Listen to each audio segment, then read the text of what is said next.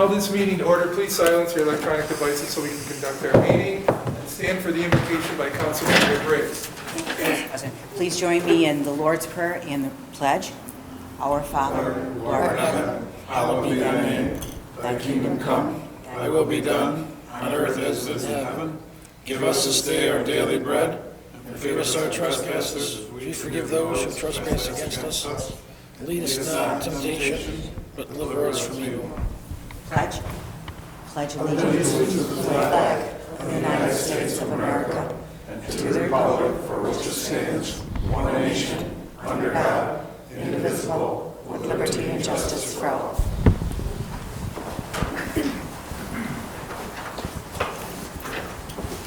Public comments? No one signed up. Communications? Nothing tonight. The next city council meeting will be held Monday, December 11th, 2023 at 7 p.m. City Hall Council Boardroom, first floor, City Center, second floor, City Center, excuse me. You wanted me, Rachel, at this point to ask you about the police building bids process and how they all went? Yes, thank you, Council President. So we have received bids, which we are working through right now. We had 5 prime contracts. We had at least 4 bidders for each of the contracts. So we will be able to bring forward a recommendation to council. We may be able to do the December 11th meeting. If not, we still would ask special permission for a special meeting for on or around December 21st. The only thing that should hold up this process is we do have to have those bids approved and blessed by USDA. So we are, again, getting everything ready to send over to USDA, and they came in so far, as long as all the ones that are lowest bidders qualify, they came in on budget for the police station. So we're very excited for that. But again, until we have those final bids that are all verified with bonding and insurance, I can't present anything to you. If you don't mind, I'd like to tell you about the LED lights. Yeah, go for it. I've been meaning to email council, but the holiday got in the way. We do have LED lights being, the purchase and sale went through last week, 2 weeks So ago. just to clarify, this is the LED lights for all the side street. Residential street neighborhoods, lights. yep. Because the main street and the main drags have already been done with LED. That's correct. So now this is all the side street lights. That's correct. So they are starting on Redfield Parkway on one side of the city, and the second crew is starting at Lehigh, and they're kind of gonna meet in the middle as they come through the city. And within 2 months, we will have every single light replaced in every single neighborhood. If there is a light complaint, please have them call DPW, but chances are you'll have a brand new LED light within 2 months, so we may not go and do a sodium replacement when we know we're going to get the 10-year warranty LED lights put in very, very soon. So there might be a few lights out on the streets, but those are going to be repaired within the next few But months. you're welcome to call, and especially call on any of the main drags that we've already replaced if you do see a light out, because we do have a 10-year warranty on the lights we have already installed that are city owned. Great. Any questions? Yeah, under the warranty, who replaces the bulbs?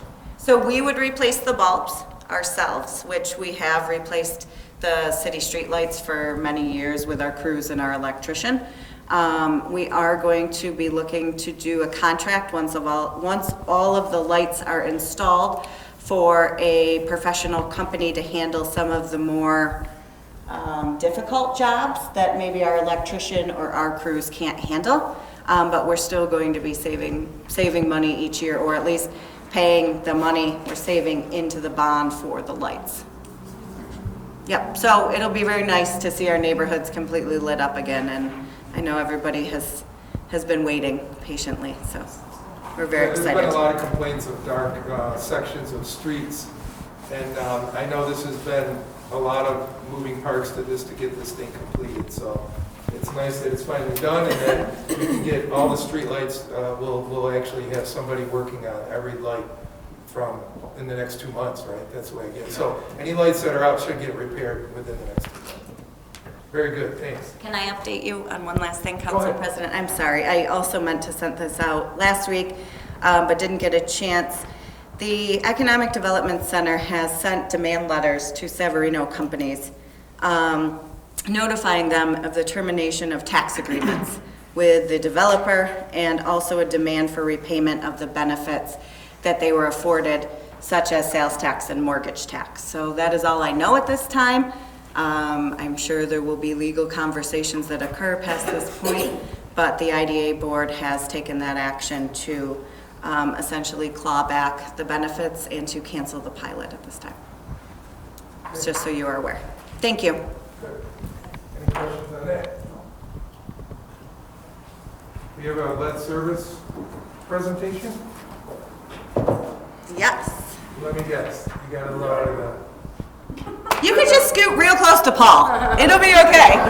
Like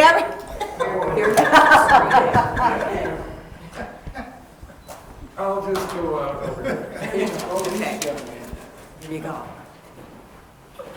I'm gonna take this with me.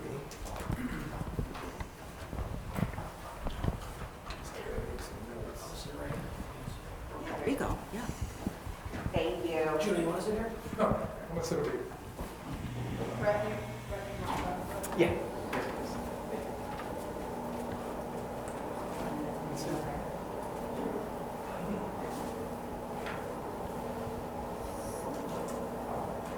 I got the chair.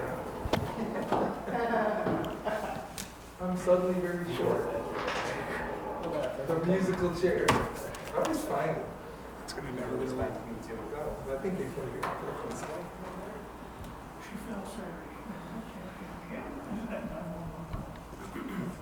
All right, thank you, Krista. All right, first I'd like to thank council for allowing myself and Stephen Wogvogel to spend a little time with you tonight and give you a little update on the lead and copper rule and lead service lines in the city of Batavia. At this time, I'll introduce Stephen Wogvogel, who is engineer with GHD, a company out of Buffalo that we do a lot of work with. Stephen, I always say, is the smartest guy in the room whenever we're working with him. He's fantastic to work with. We work with GHD a lot, especially in the realms of water and wastewater, and he's been a great help with the lead and copper rule and lead service lines in the city of Batavia. So we will get started here. All right, and I'll let Stephen start with this. You want me to run that, or you want to run that? You can run that. All right, I'll run it. Good evening. Yeah, as Brett said, we're pleased to be here to give you a brief update on the progress the city is making with regard to your lead and copper compliance. As many of you may know, in January 2021, the EPA promulgated the new lead and copper rule revisions. And this new rule requires most water systems across the nation to do a host of things. Fortunately, Batavia is in a relatively good position compared to others. However, there are a number of key elements that the city must comply with under the new rule. And we've listed 4 of them there, 4 primary elements that the city is already working on that the rule requires. Okay? The first one, which will be the primary thrust of our presentation today, after my introduction, Brett will go through some of the initiatives that are already ongoing with regard to the first one, is to develop a service line inventory for the entire city. This inventory basically requires each water system across the United States to identify the material, the construction material that was used to build the service line to each and every property. Now on the figure there, the service line is showed as the red pipe. The service line is the generally very small diameter pipe that runs between the water main in the street to the home. Okay? In the city of Batavia, the city owns the outside part of the service, and the homeowner or the property owner owns the inside part of the service. So this process only applies to the outside service? No, this applies to both sides. Yes, this new rule is very unique in that it is put an obligation on water systems to do things that have never been required before. So in this case, the city is required to identify the material on private property, which poses some challenges. Okay? A question. Yes, sure. It's always been the understanding the city only owned the water line to the shut-off valve. From the shut-off valve to the home was the homeowner's home. Yes, that's correct. And on the figure there, we call it the curb box or the curb valve. Okay. Maybe the nomenclature here is shut-off valve, yeah. So, I just didn't want to get it confused with when you said outside service and people that need to replace their lines pick up on that. They say, well, it's your problem. yeah. Many places will call it the public side and the private side, and that applies here. There is a public side that you own and a private side that the homeowner owns. So there are 4 categories that the city must identify and put each service line in the inventory into. And those 4 categories are lead, galvanized requiring replacement, non-lead, or unknown. Okay? And as you'll see momentarily, unfortunately, because of the age of the housing stock and when most of this construction was done, the city doesn't have many of the records right now. And so most of the materials are really not known. Okay? So that is a challenge for the city, which the staff, Rachel and Brett and Tom and others have really kind of got their arms wrapped around and working full steam ahead to identify those materials. It's a challenge across the entire country, so it's not unique here in Buffalo. Oh, I'm sorry. Oh, excuse me. I'm so sorry. Batavia, yeah. You just said all those nice things about it. Yeah. I'm so sorry. No excuses. No excuses. Stephen does work with the Buffalo Water Authority as Yeah. well. And he always says Buffalo and Batavia are his 2 favorite places. Yes. So I always get a hard time Yes, talking yes. Buffalo. I apologize for that. No No, worries. I'm glad you're all chuckling. Not throwing tomatoes or something. So the second thing is a replacement plan that the city has to prepare. Now this plan will be required only if the city's tap sampling exceed the new regulatory limits, which is extremely unlikely in the city of Batavia.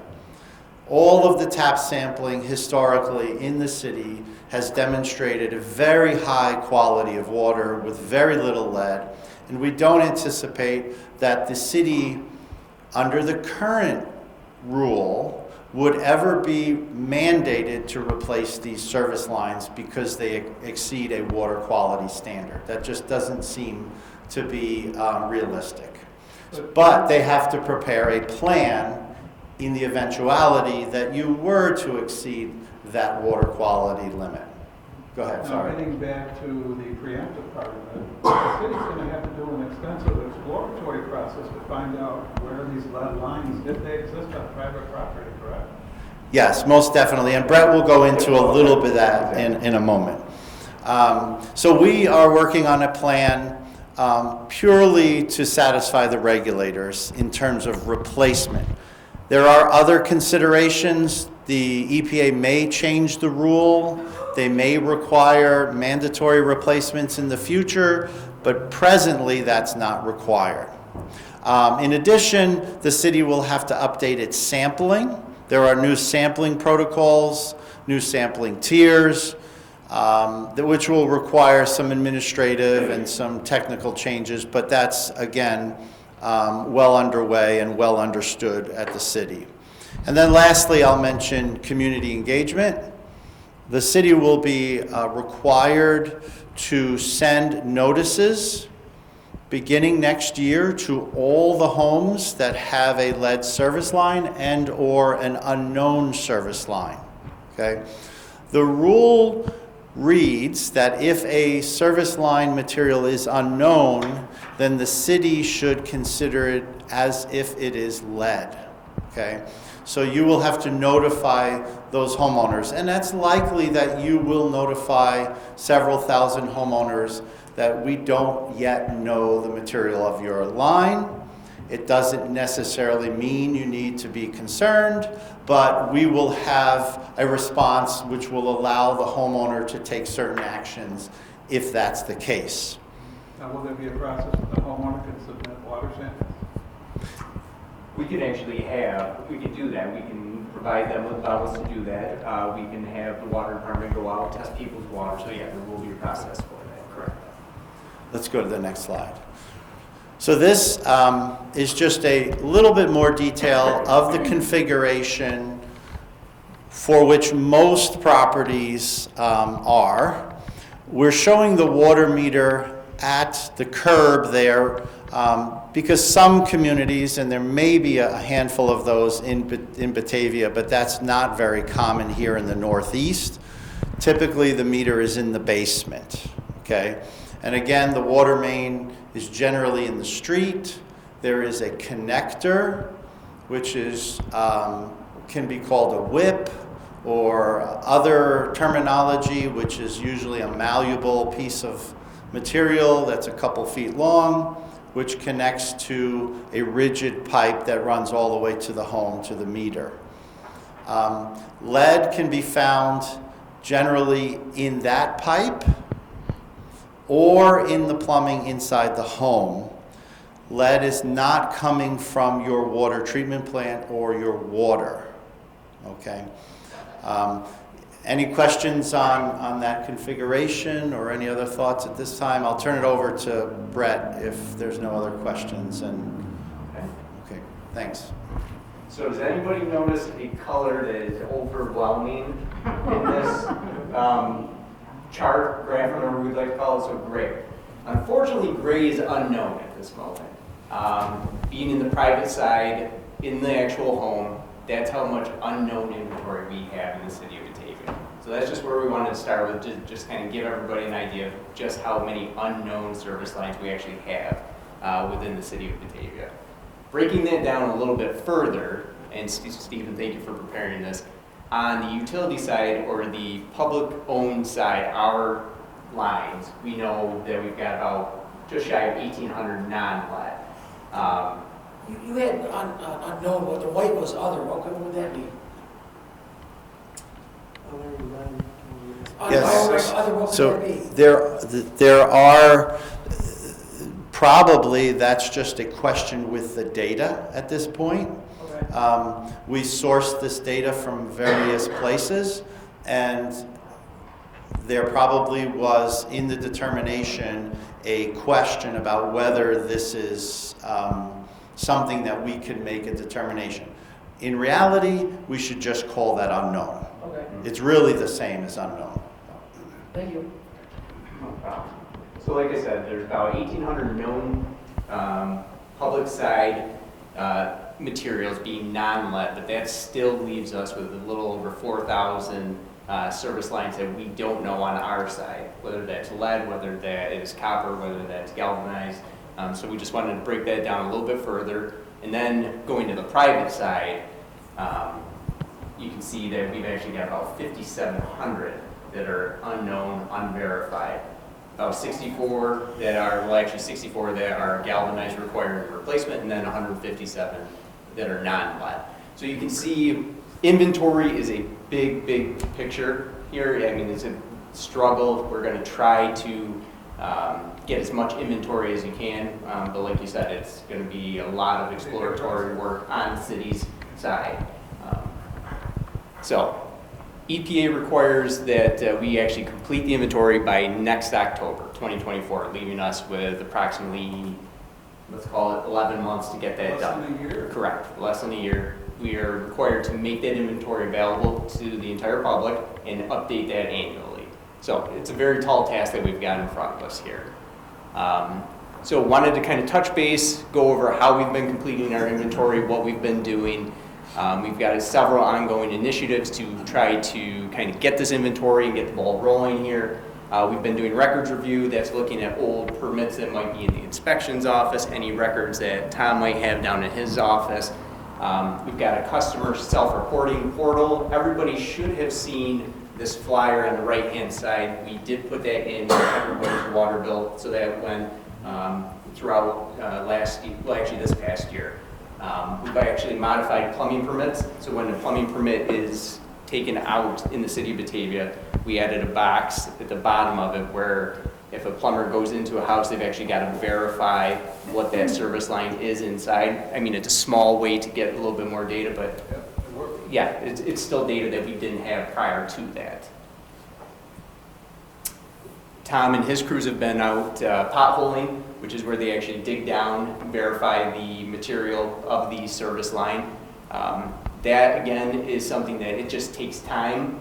If you've got a water break, Tom can't devote, necessary resources to do that. So as time allows, we do continue to do potholing. Stephen and I probably, 2 months ago, met with Batavia City Schools. We actually presented a similar presentation to the Board of Education. And we will be working with high school students to basically create a project. We'll probably talk to them in a participation in government class. I've got contact with a chemistry teacher at the high school who wants to do a project who would probably involve his middle school staff as well, trying to just get data any way that we can. We thought that would be a nice way to involve the community as well. We'll end up getting data for the town of Batavia and Stafford because those are the 3 municipalities that make up that school district, but they're going to need that information anyways, so might as well get that. And we've also been toying with the idea, and we're looking into possibly getting a summer intern to help with, basically going door to door, verifying services, that type of thing. Yes? Have we reached out at all to BOCES? Do they have some kind of a trade program there that something like this might benefit their students? No, we actually haven't, but that's a good idea. We could easily do that. Actually, Scott? They have the building trades. Correct. Which I know they're very busy building houses, but I don't know if there's other curriculums there. Exactly, and it wouldn't never hurt to ask and try to get them involved as well in the project. So no, that's something we can definitely look into. And like I spoke a little bit to, we're looking at some potential student participation in a government project, basically asking them to take a picture of their service line in the basement. They can perform a magnet and a scratch test because basically that's the easiest way to go down to your service line and see what you have. If the magnet sticks to it, it's probably galvanized. If it scratches, that typically is lead, and then magnet won't stick to copper, and then if it's plastic, it'll be a different color material. Have them complete the inventory form online, submit the results, possibly develop some public education or outreach material, and possibly perform some statistical analysis. So that's how we're going to try to get the school involved with the project as a whole. Completing our inventory, some more initiatives that we have going on, working on a grant application for additional potholing, and also working with a predictive model. So the predictive model, we still have to get a certain amount of data in order to use this predictive model. And I'll let Stephen kind of talk about what that predictive model is, but it's still contingent on us getting a necessary amount of inventory and verifying these service lines. And I don't know if you want to just kind of touch base what that predictive modeling is, what it looks like. Sure. More and more communities are utilizing predictive modeling because they are in a similar situation as you, where a majority of services are unknown. And more state regulators are accepting predictive modeling as valid in terms of identifying the materials of a service line. New York State has not yet kind of made a determination. However, if we can, from the data that is available, use machine learning to identify the high or low likelihood that there is lead, that will allow the city to approach this in a much more strategic manner. So if there are neighborhoods or streets where the likelihood of lead is very high, we likely wouldn't spend our time verifying those because they're likely lead, right? We want to verify where there is no lead and get the credit for the non-lead, so to speak. and other types of business decisions that can be made if you have a predictive model. This is an output up above of what it may look like. Other cities have done this. The grant application went in a couple months ago for, I think it was almost $2 million, which would be gathering about 1,200 service lines to actually pothole, which is a hydro excavation, verify, physically look at the line, verify the material, and then predict the balance of the city. So that could be done by October 2024. If that grant is not received, then the city may submit an inventory with some unknown materials, which is acceptable. That's an acceptable category. However, the EPA will consider that as lead. Now, the fortunate thing is the city has high quality water. Your tap sampling shows very low lead levels, and so that shouldn't cause any harm or put the city in any type of jeopardy. If your lead levels or your tap sampling were near the limit and you had a lot of unknowns, that could put you in a spot where you would be required to do many other things in the rule. But since the city's in a good position with regard to water quality, much of the rule actually doesn't apply to the city. So Stephen, I just want to interject. When we started 2 years ago, looking at this, some municipalities had resolutions where they outlawed the use of lead on the public side. So then you could say, okay, after 1972, any new water lines put in cannot be lead, and you would have all this data that you would be a known. We couldn't find any resolutions from back then with replacements, so we couldn't use that moving forward. We can make guesses that after the 70s, any lines we put in are not likely to contain lead, but we can't use that specifically because we didn't find that resolution outlawing it. So how important resolutions are that we use and pass all the time, but I'm sure the city did stop using lead around that time period, right? So that was the first place we started. We thought that'd be great if we found this, we'd know so much more, but it didn't come to fruition. Brett? Yes, sir. Provided the lead is found on the homeowner's side of the valve, who pays for that replacement? This would actually, we're looking at potentially the first grant that would come through that would also benefit the private side, correct? Yes. We're looking at this legislation would actually provide some assistance for private side replacement for the homeowner, which would be the first time that that would actually be happening. But that's not set in stone. No. So the rule is unlike any other rule. It's more of a, I need to be careful, it's more of an advocacy rule rather than a standard rule.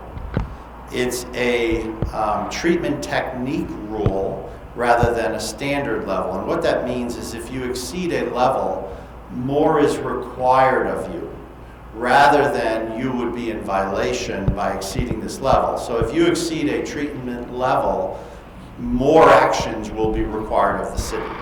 One of these very critical actions is the replacement of lead, because that's very, very costly. The rule is very vague, and again, unlike any other water quality rule, where it presently states that the city must assist homeowners who can't afford to replace their lead service line but want to replace their lead service line. That's one section of the rule. Another section of the rule says that it's not the city's obligation to replace private property. So what does assist mean? Most communities are taking that to mean that you help them finance it in some form, but it's ultimately not the city's responsibility to pay for the private side. However, many large cities that have underserved or disadvantaged populations are finding that very difficult to navigate this strange area where we're helping, but we're not paying for it. We're facilitating, setting up financing programs. We're not a bank as a city, right? So what Brett is suggesting, which I think Batavia hopefully is well positioned for, is we will aggressively pursue grant funding if there are obligated replacements, because there are sections of Batavia that are in environmental justice areas, and we hope that you can gain funding for that, and the entire service would be replaced, both the public side and the private side. I would like to see funding, because to do an average water line, we're looking at $3,000 minimum. Yes. Minimum, and it's a burden on people. Yeah. Oh, yeah. So the state should help the people out, right? If you're gonna mandate that it's gotta go. Right. Yeah. Absolutely. What if a homeowner says, it's my property, I know I got a lead pipe down there, but it doesn't concern me, I don't care. Yeah, What do you so- do at that point? It's private property. So you have, that does happen. It has even happened when we've offered free replacements. In that case, the city is obligated to document 2 good faith efforts to help them replace the line. And if they refuse, then you have met your regulatory obligation. Some communities are actually preparing a form where the customer can sign off on it. Now, if they refuse to sign off on it, you just have to document that. At least 2 good faith efforts have been made. So this rule really is geared towards municipalities identifying and inventorying bad lines, good lines, that kind of a thing. Yes. Notifying the public that there may be or may not be, and notifying that homeowner as well. And then from there, it's our obligation to do that part of it. It's the homeowner, that person itself does not have an obligation to do anything. No. The state, do you think the state will make a requirement that prior to selling or buying a house, that the plumbing be checked to see if it is lead, and then someone has to bear that cost, the seller or the buyer? Like similar to a radon inspection? Similar to a radon inspection, where you have to identify it. I mean, you would think that would be the case if they're going to implement that it would be. Right, so the state, I know in California and some other states, they mandate that already. So New York State could take the initiative to say that prior to the sale of any property, the lead has to be removed at someone's cost, buyer or seller. Tom had a good point. Maybe the banks would be the ones that would start that process, because they're the ones who are going to be financing the property, and they want to know what they're getting into. So if this becomes more of a thing where it's more widely known, I would think banks would want to jump into this and make, like with the radon and all that, knowing what their value of the property is, because that's going to have an effect. Now, one more thing. If I look at, if a homeowner looks at where their water meter is that line going to the water meter, is that an indication of what that service line is? Or could that be different? I mean, there's always a chance that it could be different, but that's the inventory that we're looking for. So if people can do it and help out, if they look at, okay, my water, it's got a copper pipe going up to my water meter, then chances are it's copper all the way to the city's line then. But by no means can you say that, for 100%. So I mean, more than likely, is that going to be copper all the way to the curb stop? Yes. But at least it's probably most likely copper, at least to the shut-off valve. Correct. Yes. But then from there, we don't know. Correct. Now, the city was doing some digging on my street a while ago in reference to this. Was that something, because we had the grant? Yep, we got a $500,000 Department of Health grant 6 years ago. Right. And when they did do the potholing, it was interesting because they thought they were going to find areas of lead, and then they didn't. And then they had to move to another street and another street. And overall, I'm not sure how many lines we were able to replace, but it wasn't as consolidated of an approach as they would have thought in neighborhoods. So there were, on our sides of the line, different different materials Yeah. used for. Yeah, they were looking for like a street that could get more bang for their buck. Right. Yes. And that wasn't the case. Yes. 'Cause I know It they came wasn't the down my case. street and did a bunch of different holes, and I never got a notification, so I would think that it wasn't lead, they would have contacted me, I would have thought, I don't know. Still have to figure that out. Rachel, if the city doesn't meet these state requirements by October of next year, what are the penalties? I don't believe there are any penalties. We will be able to submit a plan, and we will, anything that's unknown will be documented as unknown at this time. So I don't have any concerns that we won't be able to submit a plan in a timely manner. We just may not have as much data as we'd like to have inside that plan. We still need to move forward, and I see Councilmember Bayakowski has a question, but one thing that's super important, not only that we continue to look at the lines and changing out lead on the public and private side, but we at some point will do a source change of water. And when you do a source change of water, everything I've learned from Stephen, who is the smartest man in the room, is that your pipes have scale in them, naturally built up scale. And I only know this because Stephen taught it to me. I'm not like a genius on water lines. But the scale then, when you change a water source, can erode and it can break apart because it's a different chemical composition of water that will be coming to us from Monroe County. And the erosion can occur, and you could break off pieces of your pipe, they call it scale, and that could then release things like lead into the system. So the county is doing a very large source supply study. They're just in the beginning of it. It's going to take them at least 5 years to get it done, and it'll be a big, big issue and opportunity for replacement of lead lines as we move away from the city's water plant and on to their phase 3 of Monroe County water. Now, that's not going to start the whole process where we have to start over again, is it, once we change the water source? We can't change the water source until we have figured out what water quality will be safe for the pipes we have today. Correct, Stephen? Yeah. It won't re-trigger the inventory, for sure. And the regulators would not allow a change in water supply or water source without verifying and quantifying the effects on quality and on corrosion. Yeah. Because look what happened in Flint, Michigan. That's exactly what happened. That's what this rule came That's what from. happened, yeah. Yeah, I have a question. Is this a law, a regulation, or a rule, and where did it come from? It's all three. The EPA promulgated it.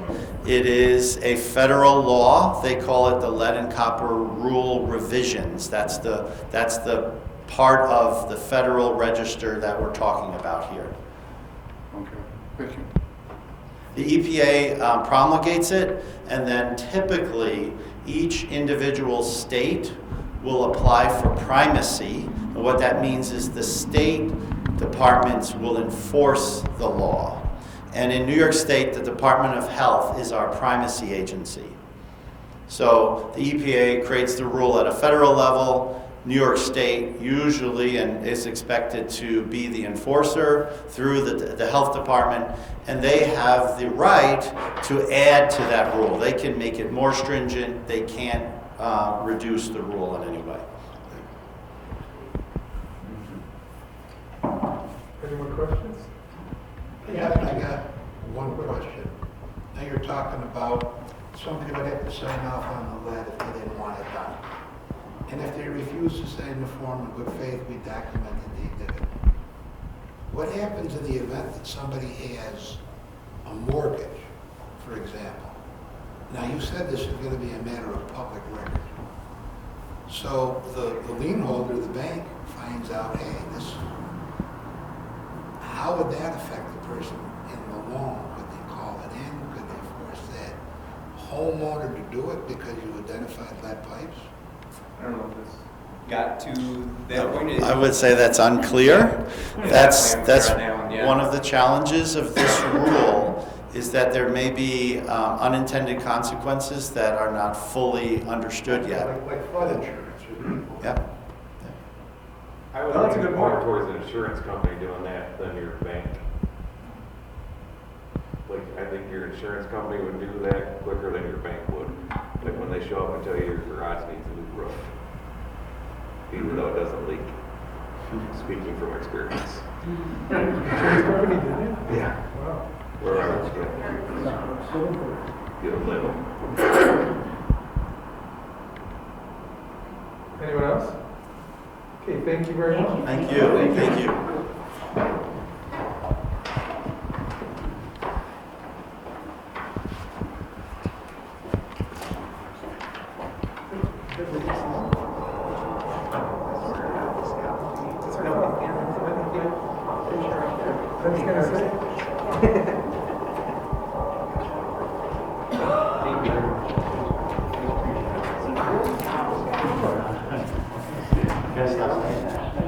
Appreciate it. Thank you very much.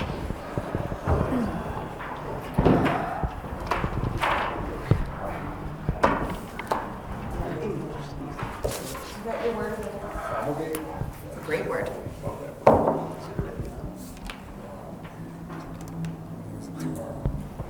Okay, today we have a public hearing for the district plan. The city of Batavia will hold a public hearing tonight, November 27th, for the purpose of the hearing comments on the Batavia Business Improvement District Plan. They desire to amend their district plan and add language for improvements.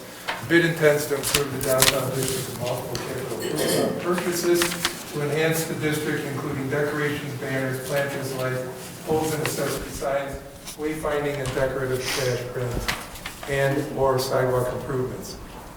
Can I get a motion to open the public hearing, please? Got it. Mr. Bayakowski, I'll second. seconded by Mr. Richmond. Call the roll, please. Councilmember Bayakowski? Yes. Jankowski? Yes. Veely? Yes. Twitchell? Yes. Canali? Yes. McGinnis? Yes. Briggs? Yes. Richmond? Yes. Would one like to speak in reference to this? Okay, can I get a motion to close the public hearing? You have it. Mr. Bayakowski? Seconded by Mr. Twitchell. Call the roll, please. Councilmember Bayakowski? Yes. Jankowski? Yes. Veely? Yes. Twitchell? Yes. Canali? Yes. McGinnis? Yes. Briggs? Yes. Richmond? Yes.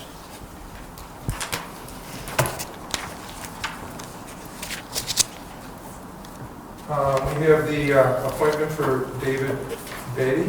Is it Beatty or Beatty? How's he pronounced it? Beatty. Beatty? Yep. For the Historic Preservation Commission. Any questions or concerns on that? Rachel, did you want anything to say before we go into discussion? Apparently, his name was brought up and you guys went Yes. through? He's a city resident, he's very active in the community, and he's really looking forward to being a part of the Historic Preservation Commission. Yeah, did you give any other people that, it's sad. That's it. And I think this will fill it? Yeah. Yes. Which is. Well, according to your memo, it says there's vacancies on the board, as in like plural. Does that mean there's only one vacancy or is it multiple vacancies? You I know, think this will fill this board. so this will be the last one? I believe so. I think so too. Okay. Any questions or concerns on that? So are we in consensus to move that to a future business meeting? Yes. Okay, that gets moved. The bid district plan, local law number 3, it's been listed. All the red enhancements are the parts that will change on in your council packet. Are there any questions or concerns on that? Nope. So are we in consensus to move that to a business meeting? Yes. It's moved. Bulletproof vest grant. Thank you, Council President. Annually, the city has been participating and awarded the Bulletproof Vest Partnership Award. This year, there's a discrepancy between the resolution and the memo in the amount. The amount in the resolution is correct, so please refer to that, and I'll pass it over to the chief to explain more. Yes, sorry about that discrepancy there. Yep, so we participate in this on an annual basis. This pays for half of a bulletproof vest for a new police officer and every 5 years for others that are out of the department. So there's a 5-year lifespan to the vest itself, so we replace them every 5 years. And again, they go for about $1,100 to $1,200 these days, with everything combined, so this helps us out greatly. So every 5 years you gotta do one? Every 5 years you get And if one unfortunately was to be used, then that's done, you gotta get rid of it, That's right? correct, yes, Okay. that is, you would have to. You don't have to, but it's. I mean, is that even if an officer got stabbed? Yeah, if the vessel's been damaged, it has to be. Yeah. Once it's anytime the damaged, vest it's has been done. damaged, right, Okay. take it out of service. I mean, they're pretty good. I mean, they've saved people in car Right. accidents, Oh, yeah. sharp implements, tripping and falling down the stairs. It can protect you from a lot of things, so good idea. Question, Chief, how do you dispose of the old ones? So we really don't dispose of them. They sit around and they're used during training. A lot of times we will have to, because if a new recruit has to go to the academy, we'll give them an older vest to go to the range with because they haven't been properly sized for their own. So they do get reused on occasion, but there really is no good way to dispose of them, so they just kind of hang around.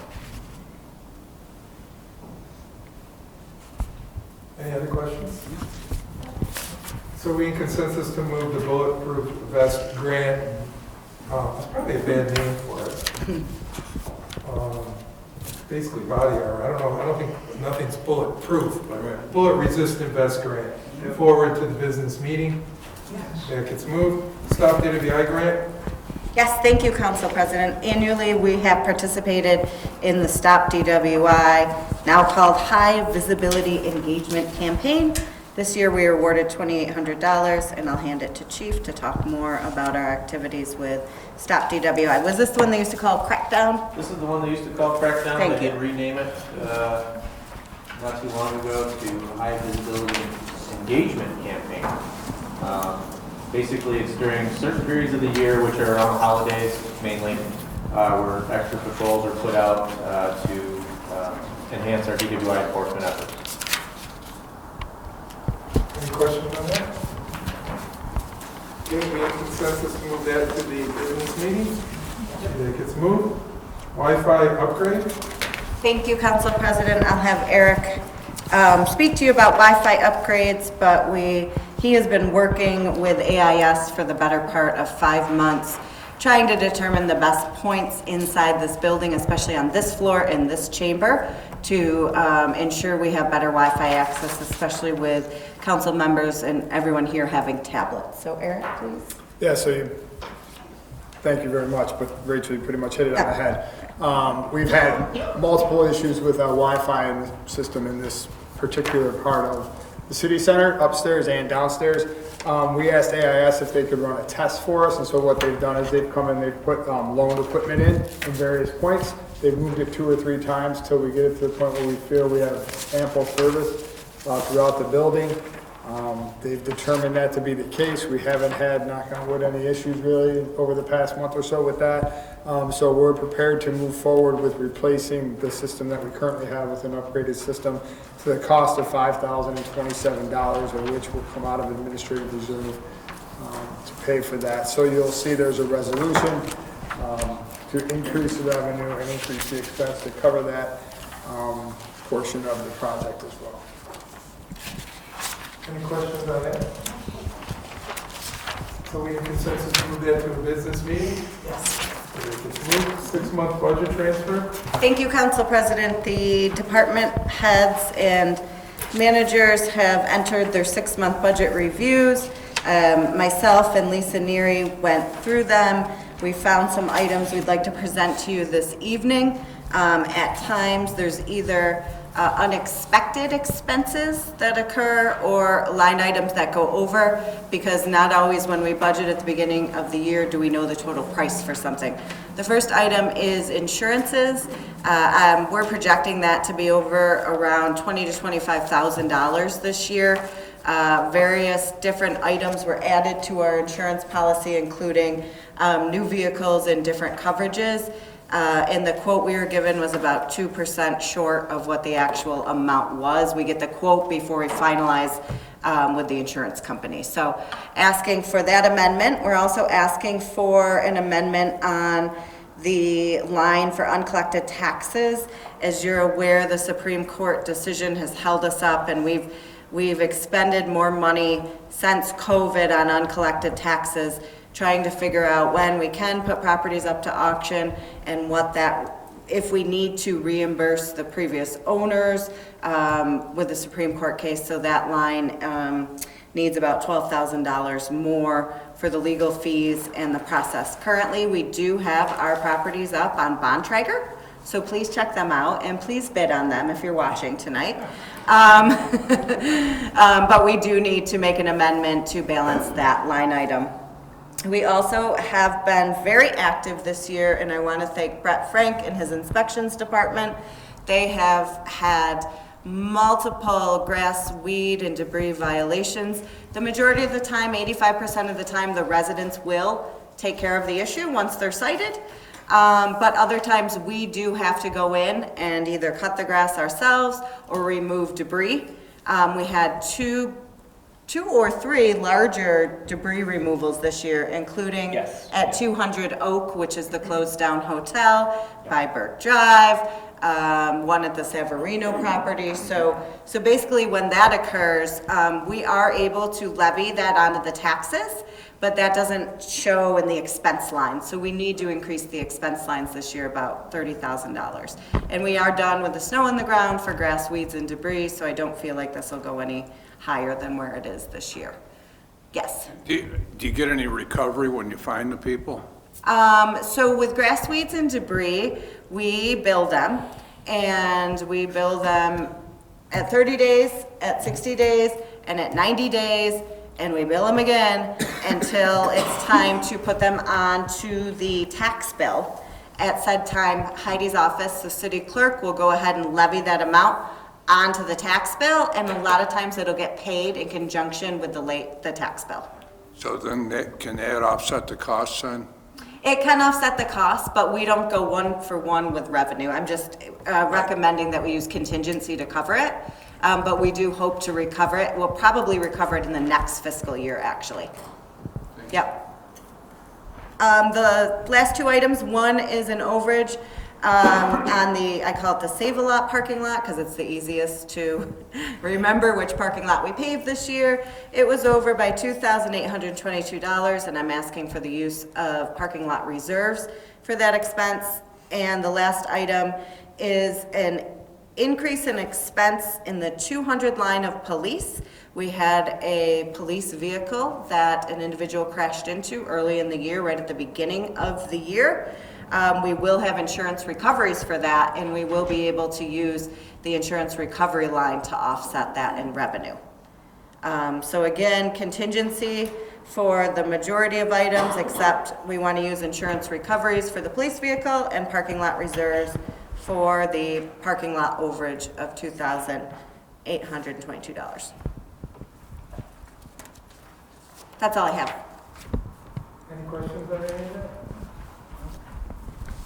So we in consensus to move the budget transfers to the business meeting? Yes. It's moved. Prosecutorial services? Thank you, Council President. 3 years ago, we looked at a very similar agreement with the Genesee County, who provides prosecutorial services in city court with their district attorney's office. This year, it is a 3% riser from last year, and the contract each year is 3%. I'd like the police chief just to talk a little bit about the services that are provided with this contract. Yes, thank you.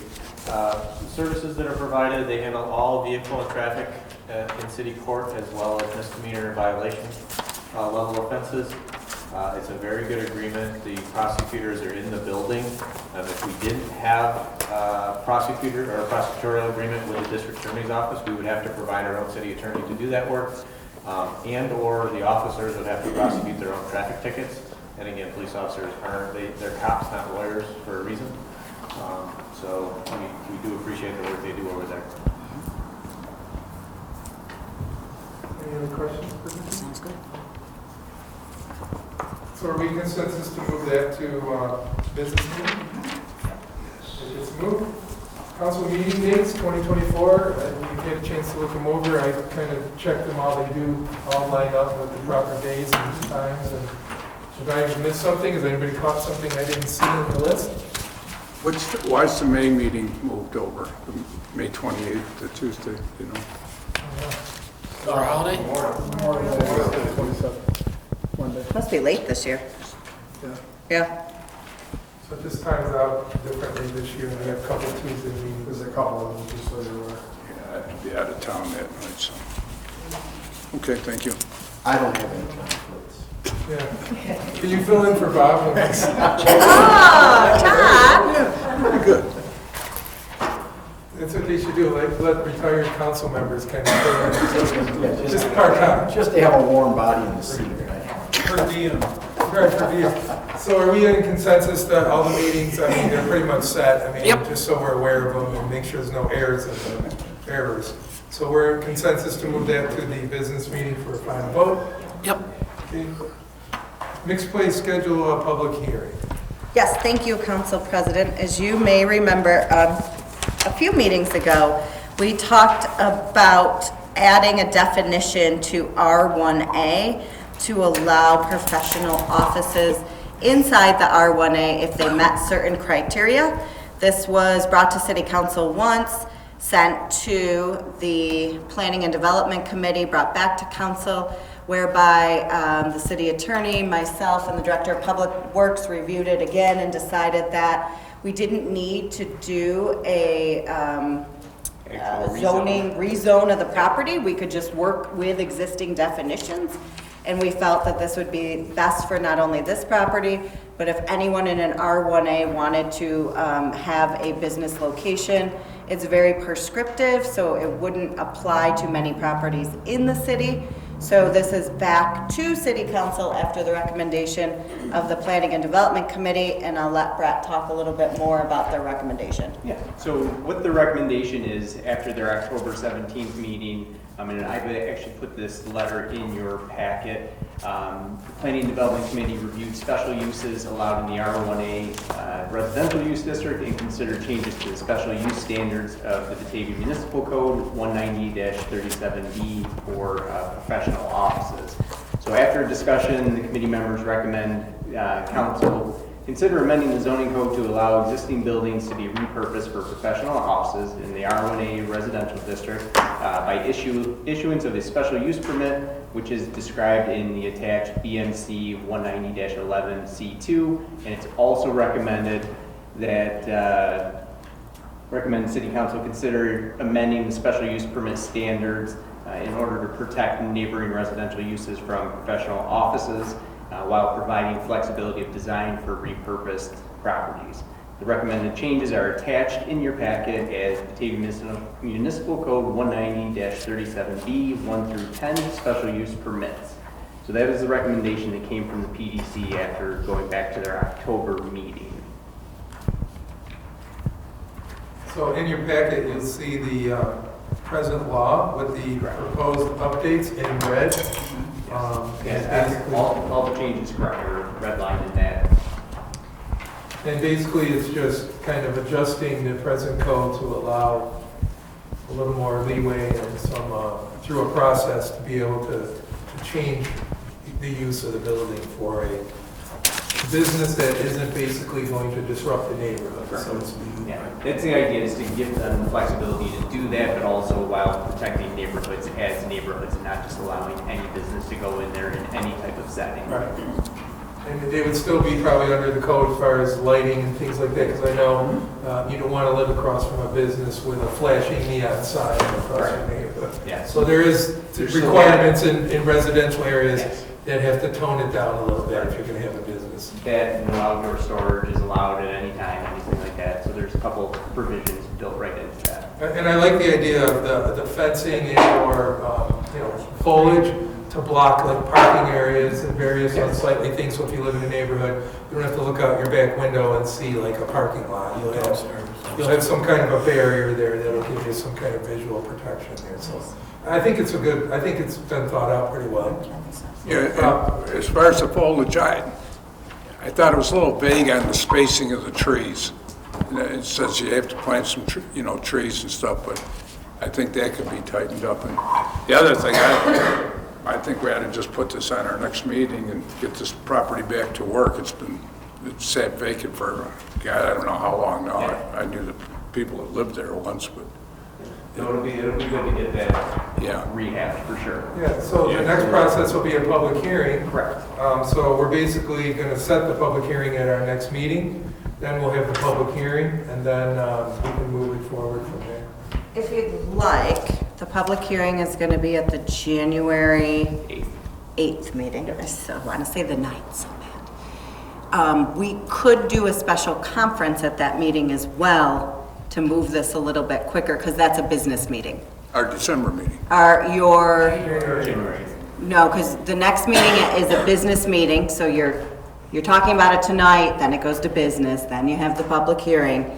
If you wanted, we could do a special conference meeting in January to get it moved so it's all done by the end of January, so that these rules would all take effect. Is this going to make a difference with the person on Nick's place? Is this going to hold them up anyway if we take another month to get this done?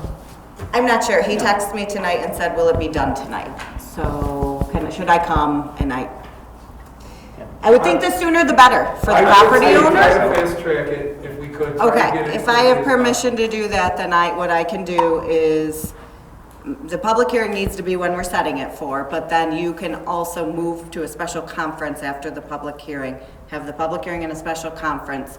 Move it to the business meeting. I don't know if you'd want to move it that night. No. I think you'd want to wait one more meeting and then do a special business at the end of January. Right. I want to be able, in case there's a concern, I want to have ample time for people to weigh in. So I don't want to rush it too quickly, but I mean, I think we can get the public hearing scheduled, get the public hearing, and then after the public hearing, move it to the next phase from there, and then let it take 2 meetings after that to get done. So it'll probably be done either end of January, first part of February.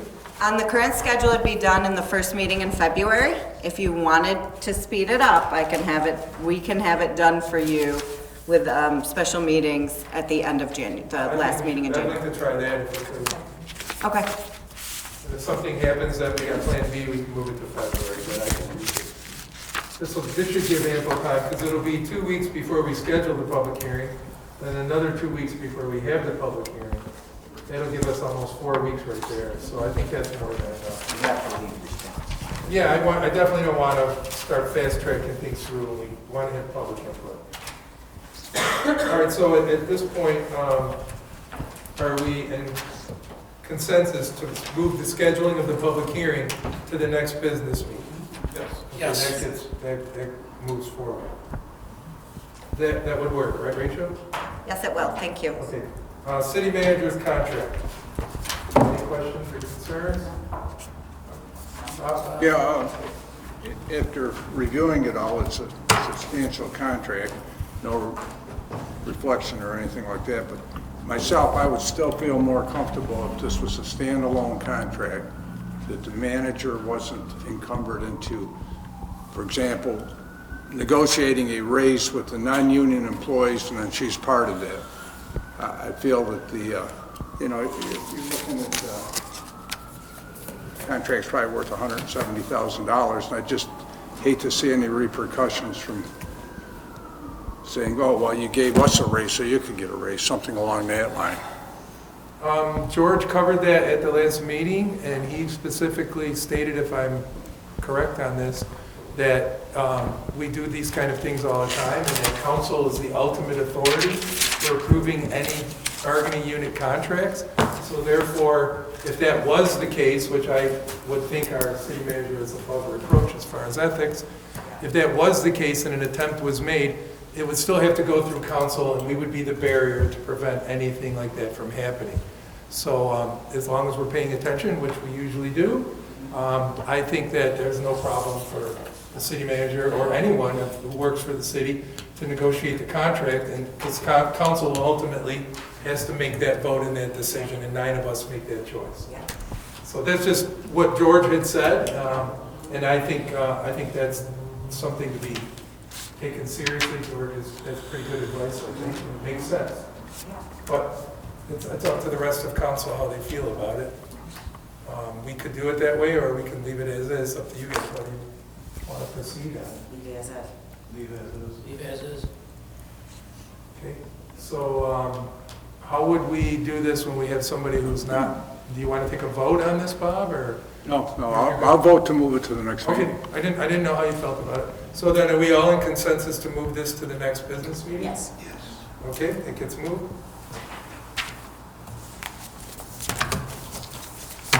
Anything else? Okay, motion to adjourn.